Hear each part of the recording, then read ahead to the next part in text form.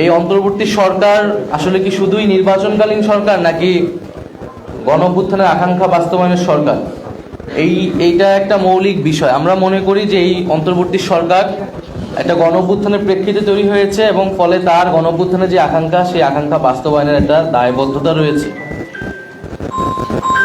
শুধু নির্বাচন আয়োজন নয়, বরং জুলাই গণহত্যা সহ বিগত আমলের অপরাধসমূহ এবং তার বিচার এবং রাষ্ট্রের মৌলিক সংস্কার মধ্য দিয়েই সরকারকে নির্বাচনের দিকে আসলে যেতে হবে।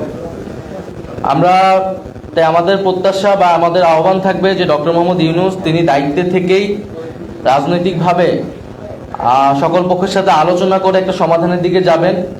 আমরা মনে করি যে জুলাই ঘোষণাপত্রের যেই নির্ধারিত সময় দেওয়া হয়েছিল, সময় কিন্তু আগাচ্ছে, ফলে নির্ধারিত সময়ের মধ্যেই জুলাই ঘোষণাপত্র প্রদানের ব্যবস্থা করা উচিত এবং বিচার, সংস্কার এবং নির্বাচন এই তিনটিরই রোডম্যাপ একসাথে প্রকাশ করা উচিত।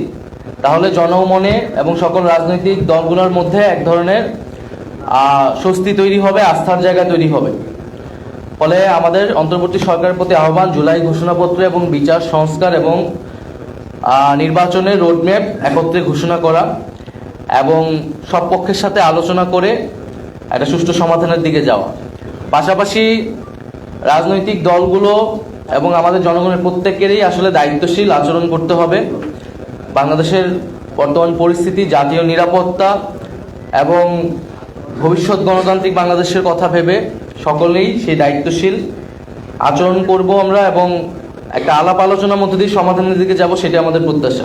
ইউএফটি ফার্স্টের সাথে ট্রেড করুন যে কোনো জায়গা থেকে, ক্যাম্পাসে ক্লাসের ফাঁকে, ঢাকার জ্যামে বসে কিংবা ঘরে বসে।